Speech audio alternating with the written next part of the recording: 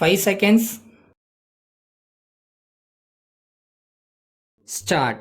மாவட்ட ஆட்சித் தலைவர்கள் மற்றும் காவல்துறை அதிகாரிகள் மாநாட்டில் கலந்து கொண்டு மாண்புமிகு முதலமைச்சர் அவர்கள் பேசியதாவது: இன்றைய தினம் நான் உங்கள் அனைவரையும் சந்திப்பதிலும் இந்த மாநாட்டினை தொடங்கி வைப்பதிலும் பெரு மகிழ்ச்சி அடைகிறேன். நடந்து முடிந்த சட்டமன்ற தேர்தலில் அமோக வெற்றி பெற்று எனது தலைமையிலான அரசு பதவியேற்றதற்கு பிறகு நடைபெறும் முதல் மாநாடு இதுவாகும்.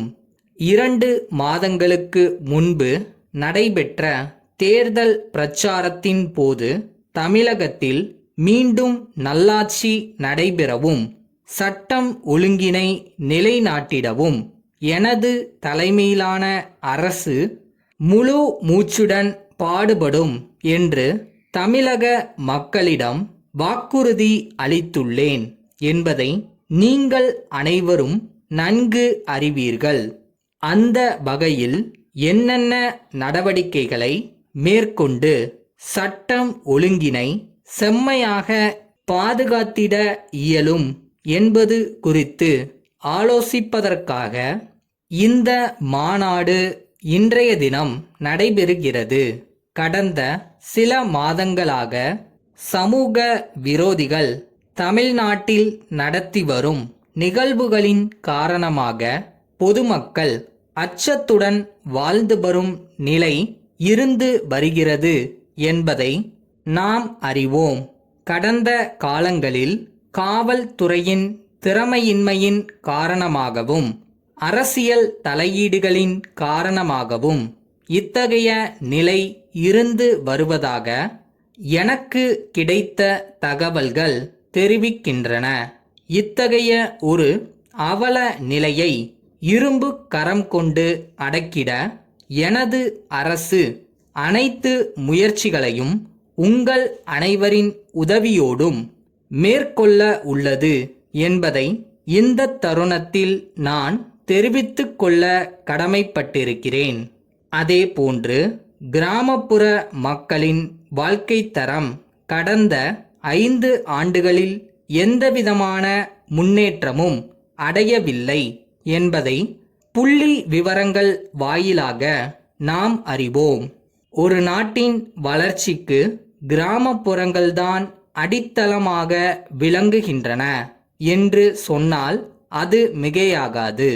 அத்தகைய கிராமங்களில் வாழ்கின்ற மக்களின் அடிப்படை வசதிகளை நிறைவேற்றி கொடுப்பதிலும் அவர்களின் வாழ்க்கை தரத்தை மேம்படுத்துவதிலும் எனது தலைமையிலான அரசு அனைத்து முயற்சிகளையும் மேற்கொள்ளும் என்று இந்த நேரத்தில் நான் உறுதிபட தெரிவித்துக் கொள்கிறேன். அடுத்ததாக, ஆதி திராவிடர், பிற்படுத்தப்பட்ட மற்றும் மிகவும் பிற்படுத்தப்பட்ட மக்களை பொறுத்தவரையில் சமுதாயத்தில் அவர்கள் இன்னும் போதுமான முன்னேற்றம் அடையாமல் வறுமை கோட்டிற்கு கீழே அவர்களில் பெரும்பாலானோர் வாழ்ந்து வரும் அவலநிலை உள்ளது. அவர்களை முன்னேற்றும் விதமாக மத்திய மாநில அரசுகள் பல்வேறு திட்டங்களை தீட்டி செயல்படுத்தி வந்தாலும் அந்த திட்டங்களின் பலன்கள் முழுமையாக அவர்களை சென்றடையவில்லை என்பதை நான் வருத்தத்தோடு இந்த நேரத்தில் சுட்டிக்காட்ட விரும்புகிறேன். உங்களது மாவட்டம் குறித்து அரிய கருத்துக்களை நீங்கள் தெரிவித்ததற்கு பிறகு எனது நிறைவு உரையில் அனைத்து மாவட்டங்களும் பயன்பெறும் வகையில் சில அறிவிப்புகளை வெளியிட உள்ளேன் என்பதை மகிழ்ச்சியுடன் தெரிவித்து எனது தொடக்க உரையினை நிறைவு செய்கிறேன். வணக்கம். சென்னை அண்ணா சாலையிலுள்ள கண்ணன் கூட்டமைப்பின் மேலாளர் திரு மோகன் அவர்கள் தஞ்சாவூர் தெற்கு ரத வீதியிலுள்ள மாணிக்கம் சகோதரர்களுக்கு எழுதிய கடிதம். ஐயா, தங்களின் 10ஆம் தேதியிட்ட கடிதத்தை பெற்றுக்கொண்டோம். சென்ற தடவை நாங்கள் ரயில் மூலம் தங்களுக்கு அனுப்பி வைத்த சரக்குகள் மிகவும் காலதாமதமாக வந்துள்ளதை பற்றி தெரிவித்துள்ளீர்கள். இந்த காலதாமதத்திற்கு நாங்கள் பொறுப்பாளி அல்ல. நாங்கள் வழக்கம் போல் ரயில் மூலம் தங்களுக்கு சேர வேண்டிய சரக்குகளை உரிய நேரத்தில் அனுப்பி வைத்திருந்தோம்.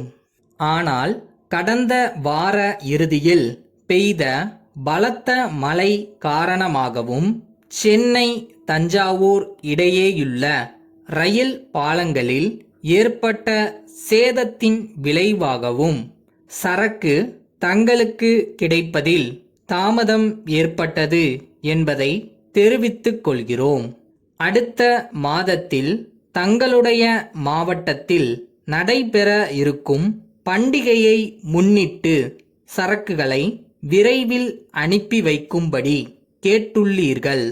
எனவே இம்முறை நாங்கள் சரக்குகளை லாரி மூலம் தங்களுடைய நிறுவனத்தின் இருப்பிடத்திற்கே அனுப்பி வைக்கிறோம். இதனால் ஏற்படும் கூடுதல் செலவை தங்கள் கணக்கில் சேர்த்துள்ளோம் என்பதை தெரிவித்துக் கொள்கிறோம்.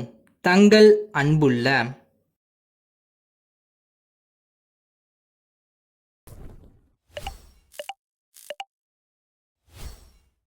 வெற்றி ஒன்றும் அடைய முடியாத இலக்குலாம் இல்லை. அவங்களால முடியும்னா நம்மளாலையும் முடியும். அவ்வளோதான்.